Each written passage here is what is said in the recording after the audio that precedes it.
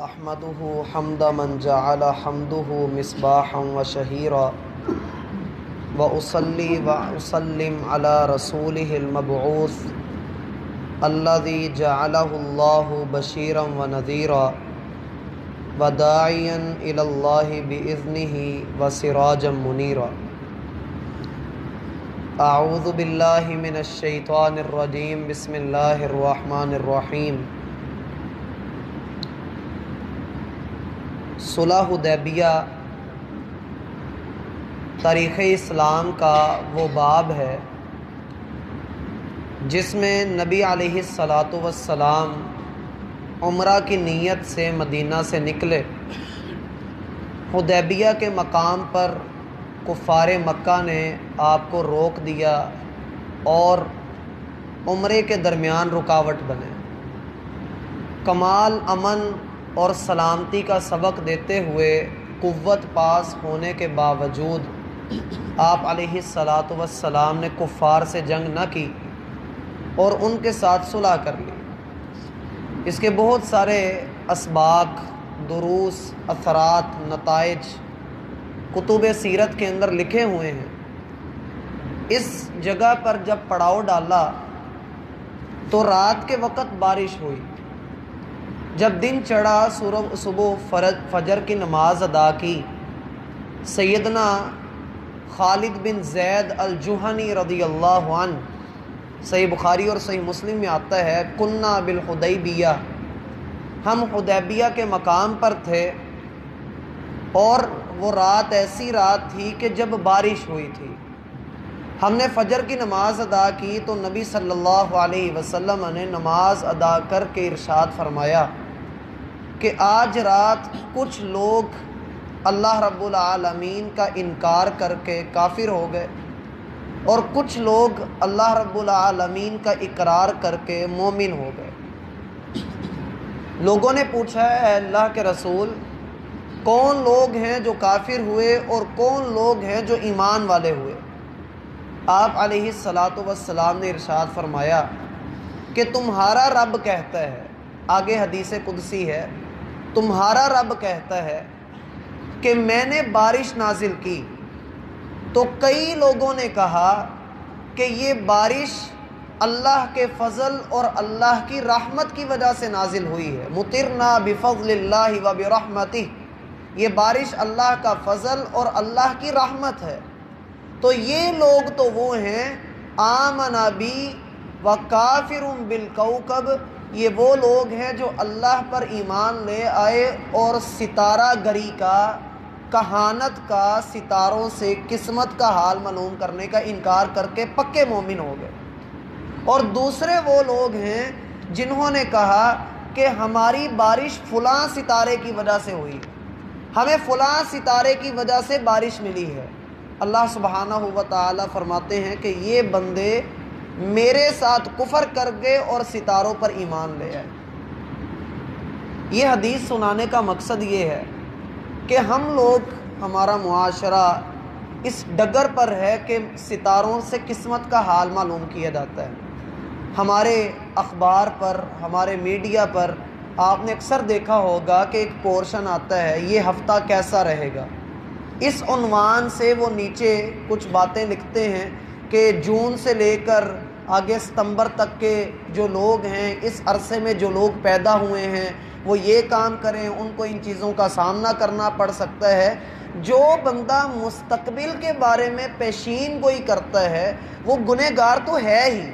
مستقبل کے بارے میں کوئی پیشین گوئی کرتا ہے کہ جی ایسے ہو جائے گا، اگر تم نے یہ نگ نہ پہنا، اگر تم نے یہ رنگ نہ پہنا تو یہ ہو جائے گا، یا بندہ مصیبتوں سے بچنے کے لیے ایسی چیزوں کا استعمال کرتا ہے تو وہ در حقیقت کفر کے راستے پر چل رہا ہے، وہ شرک کے راستے پر چل رہا ہے۔ اس لیے اس بات سے خود بھی پرہیز کریں اور دوسروں کو بھی پرہیز کروائیں۔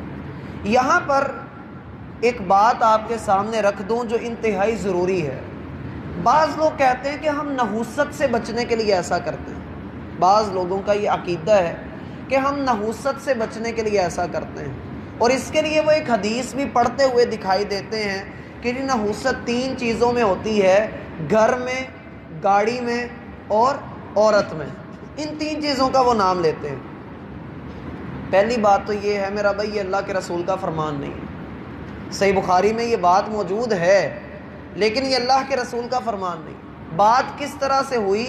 سیدہ عائشہ رضی اللہ عنہا بیان کرتی ہیں کہ نبی صلی اللہ علیہ وسلم کے زمانے میں جب آپ علیہ السلام کی نبوت تھی تو آپ کے زمانے میں یہودیوں نے کہا، غور کیجئے گا، آپ کے زمانے میں یہودیوں نے کہا کہ نحوست 3 چیزوں میں ہوتی ہے، گھر میں، گاڑی میں اور عورت میں۔ اللہ کے رسول کے سامنے یہ بات آئی تو آپ علیہ السلام نے فرمایا اللہ یہود پر لعنت کرے کہ وہ یوں کہتے ہیں کہ 3 چیزوں میں نحوست ہے، گھر میں، گاڑی میں اور عورت میں۔ لیکن عوام نے کیا کیا؟ اس بات کو اللہ کے رسول کی طرف منسوب کر دیا۔ بتانے کا مقصد یہ ہے کوئی چیز منحوس نہیں ہوتی، کوئی چیز منحوس نہیں ہوتی ہے۔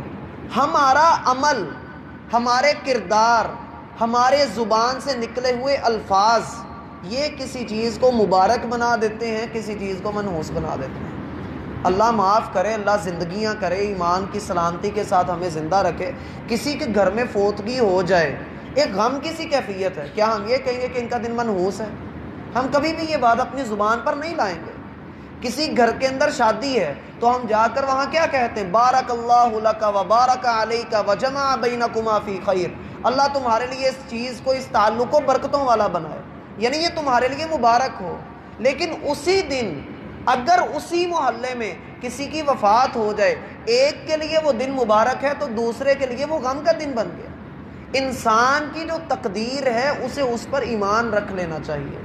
اس لیے یہ جو ستارہ گری ہے، جو فال گری ہے، جو کہانت ہے، نجومیوں کے پاس جانا ہے اور لوگوں سے حساب کتاب لگوانے ہیں، یہ سارے طریقہ کار اللہ کے رسول صلی اللہ علیہ وسلم کے رستے کے منافی ہیں۔ پھر دین کے نام پر بھی یہ کام کیا جا رہا ہے، مدنی استخارہ کے نام سے، آن لائن استخارہ کے نام سے۔ مسئلہ میرا بھائی ان کا ہے، انہوں نے اپنی بچی کا نکاح کرنا ہے، بچے کا نکاح کرنا ہے، کسی کے ساتھ کاروبار کرنا ہے، کوئی کام کرنا ہے، مسئلہ ان کا ہے۔ یہ استخارہ کروائیں مجھ سے، یہ کون سی منطق ہے؟ یہ کون سی لاجک ہے جو شریعت نے دی ہے؟ ایسا کچھ بھی شریعت نے نہیں کہا۔ اگر ایسا کرنا ہوتا کہ استخارہ آپ نے کسی اور سے کروانا ہے تو صحابہ سب سے پہلے اللہ کے رسول کے پاس جاتے، وہ سب سے بڑھ کر نیک تھے کہ اللہ کے رسول آپ ہمارا استخارہ کر دیں۔ مسئلہ کسی کا ہو، استخارہ کوئی اور کر جائے، اور آپ کبھی خود بھی دیکھیے گا اس چیز کو کہ جس بندے نے اپنا نمبر دیا ہوتا ہے وہ 2 باتیں آپ سے پوچھتا ہے، بھائی آپ کا نام کیا ہے، آپ کی والدہ کا نام کیا ہے۔ وہ ان 2 چیزوں کے متعلق سب سے پہلے پوچھے گا، پھر مسئلہ پوچھے گا، پھر میں حساب لگا کر بتاؤں گا۔ یہ جو کام ہے استخارہ، یہ نہیں ہوتا کہ ہمیں مستقبل کا پتہ لگ جاتا ہے۔ استخارہ یہ نہیں ہوتا، یہ بھی ذہن میں رکھیں۔ استخارہ یہ ہوتا ہے کہ بندہ اللہ سے یہ کہتا ہے۔ استخارہ کی دعا آتی ہے کسی کو؟ کسے آتی ہے استخارہ؟ استخارہ کی دعا یاد کر لیں۔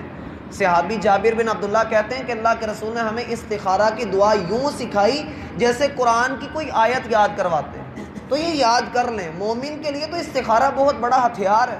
کوئی بھی کام کرنا ہو تو استخارہ کیجیے، 2 رکعت ادا کریں، اس کے بعد اللہ سے دعا کریں۔ اس کا ترجمہ یہ ہے، اے اللہ میں آپ سے مشورہ کرتا ہوں، میں آپ کے سامنے معاملہ رکھتا ہوں، کیونکہ قدرتیں آپ کے پاس ہیں، میرے پاس کوئی قدرت نہیں ہے، علم آپ کے پاس ہے، میرے پاس کوئی علم نہیں ہے۔ اے اللہ اگر یہ معاملہ، جس معاملے میں میں ٹانگ اڑانے لگا ہوں، جو کام میں کرنے لگا ہوں، اے اللہ اگر یہ معاملہ میرے دین کے لیے، میری دنیا کے لیے، میری آخرت کے لیے اگر بہتر ہے، اے اللہ اس کام کو میرے لیے آسان کر دے، اس میں میرے لیے برکتیں ڈال دے۔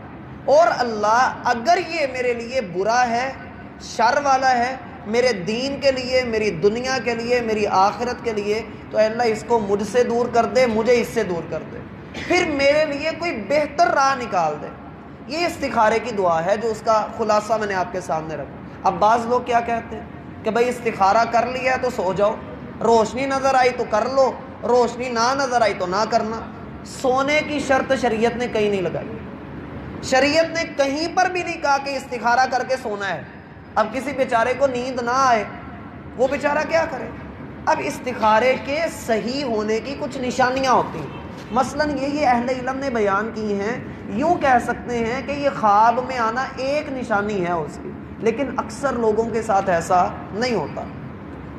استخارے کے اچھے ہونے کی ایک نشانی یہ بھی ہے کہ آپ کا دل مطمئن ہو جائے، اس کام پر آپ کا دل مطمئن ہو جائے تو آپ کر گزریے وہ کام۔ اور ایک اس کا اشارہ یہ بھی ہوتا ہے کہ آپ لوگوں سے مشورہ کریں، زیادہ لوگ جس بات کی طرف آپ کی رہنمائی کرتے ہیں آپ وہ کام کر لیجیے۔ اصل بات یہ ہے کہ ہونا وہی ہے جو اللہ رب العالمین نے چاہنا ہے۔ ہم نے اللہ سے بات کر لی، اب اگر وہ چیز ہمارے حق میں بہتر ہے تو اللہ ہمیں دے دے گا، اگر نہیں ہے تو اللہ ہمیں اس سے دور کر دے گا۔ بسا اوقات ایسا بھی ہوتا ہے کہ بندہ وہ کام کرنے لگتا ہے اور مشکلات آ جاتی ہیں، استخارہ بھی اس نے کیا ہے، کام ابھی آغاز کیا ہے تو مشکلات آ جاتی ہیں، تو یہ اشارہ ہوتا ہے کہ بھائی یہ کام نہ کرو، یہ کام اچھا نہیں ہے تمہارے لیے، باز آ جاؤ۔ مشورہ بھی کرنا چاہیے اور استخارہ بھی کرنا چاہیے۔ یہیں پر ایک بات اور آپ کے سامنے رکھ دوں جو ہمارے معاشرے کے اندر عام ہے کہ جی اپنی قضا نمازیں پڑھوا دیں، اپنی قضا نمازیں پڑھوا لیں، اتنے پیسے ہمیں دیں، ہم آپ کے حصے کی قضا نمازیں ادا کر دیں گے۔ اول بات تو یہ میرا بھائی، یہ بات منطق سے ہی اوپر ہے، سمجھ سے ہی اوپر ہے کہ عبادت کوئی اور کرے اور اجر کسی اور کو مل جائے۔ اس طرح سے تو عبادتیں خریدنے والا ہو گیا، آپ تاجر لوگ ہیں، اس طرح سے تو آپ ہر بندہ مسجد میں بٹھا دیں کہ لو بھائی میرے حصے کی نمازیں پڑھتے رہو، میں اپنی دکان کے اندر بیٹھا رہوں، ایسا تو نہیں ہوتا ہے۔ اور دوسری بات اللہ قرآن میں کہتے ہیں لا تزر وازرۃ وزر اخری، کوئی جان کسی دوسری جان کا بوجھ نہیں اٹھائے گی۔ تو بات دور سے دور جتنی مرضی نکال لیں، بتانے کا مین مقصد یہ ہے کہ اسلام میں کہانت کا، نجومی پونے کا اور یہ ستاروں سے فال لینے کا یا کالی بلی کے رستہ کاٹ دینے سے یا رکشے کے پیچھے، گاڑی کے پیچھے جوتا لٹکا لینے سے، ان ساری چیزوں سے جو بچنا چاہتا ہے اس کی جان سب سے بڑی قیمتی ہے، اسے گلے میں بھی جوتے کا ہار پہننا چاہیے، وہ خود بہت قیمتی ہے، اسے چاہیے کہ ایسا کرے۔ جہاز بڑے قیمتی ہیں، اس کے ساتھ بھی چھتر باندھنے چاہیے۔ تو بات اتنی ہے کہ انسان ہندوؤں کے پیچھے لگ جاتا ہے، اسلام کی طرف نہیں آتا۔ اللہ رب العالمین نے قرآن میں جہاں حابیل اور قابیل کا قصہ ذکر کیا ہے، اس میں اللہ فرماتے ہیں کہ جب حابیل نے، قابیل نے، دونوں نے آپس میں لڑائی کی تو ایک بھائی دوسرے کو سمجھاتا ہے کہ بھائی یہ اللہ کی نافرمانی کا کام ہے، لیکن وہ نہ مانا اور قتل کر دیا۔ اب جب قتل کر دیا تو ہوش آئی کہ میں نے تو شیطان کے پیچھے لگ کے یہ کام کر دیا ہے، اب میں اس کی لاش کو چھپاؤں کیسے؟ تو اللہ نے کوا بھیجا، کوے نے ایک دوسرے کو مارا اور کوے نے زمین کو کھود کر اس میں دوسرے کوے کی لاش چھپا دی۔ تو انسان نے وہاں پر پھر کیا کیا؟ انسان کہتا ہے یا ویلتا اعجزت عن ھذا الغراب، کتنا میں کمزور ہوں کہ ایک کوے جتنی عقل میرے اندر موجود نہیں ہے، اور پھر کوے کے پیچھے لگ کے اس نے اس لاش کو دفن کر دیا۔ اہل علم نے نقطہ لکھا ہے کہ انسان ماننے پر آئے تو کوے کی بھی مان لیتا ہے، نہ ماننے پہ آئے تو رب کی بھی نہیں مانتا۔ اللہ ہمیں سمجھ